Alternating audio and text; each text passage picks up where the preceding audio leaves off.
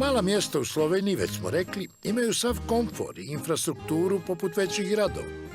Ali ovo selo smo posebno zapamtili, Ribnica. Tu je sjedište firme Riko. Rade svuda po zemljama bivšeg Sovjetskog saveza, energetske objekte, hotele, inženjering. Ali najzanimljivija je proizvodnja montažnih kuća. Kuća po narudžbi, čija cijena može biti niska i mnogima pristupačna, a može biti i astronomski visoka. Je li ovo u Engleskoj? Da. I eto, samo ova drvena kuća koja za 3 mjeseca je napravite, a koliko košta? No, ja mislim da ova kuća sa zemljom je sigurno 1,5 miliona funti. 1,5 funti.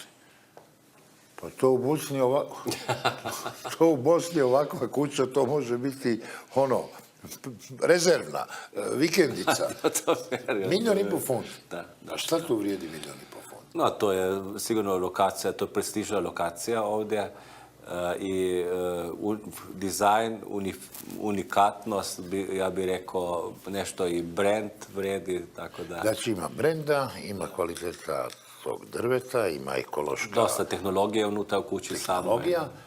Sama kuća, bez tog zemljišta, koliko realno ona dođe? 700-800 tisuća? Da, vjerovatno tako nešto, da. Ja mislim da, recimo, mi nikad ne volimo da pričamo o kvadratnom metru, znate, zato što je isto kao da bi kola rekli koliko vredi kilogram kola, ne, recimo, ne.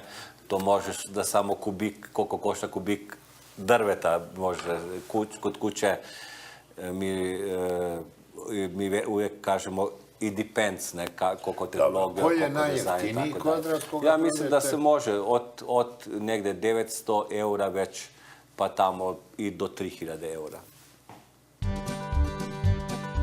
Ali s kojim ukusom je Janez Škrabec sredio svoje selo Ribnica? To je ta odgovornost prema mjestu gdje živiš. Stare kuće su obnovljene tako da izgledaju iste kao prije 100 ili 200 godina, postale su muzeji za povijesna sjećanja.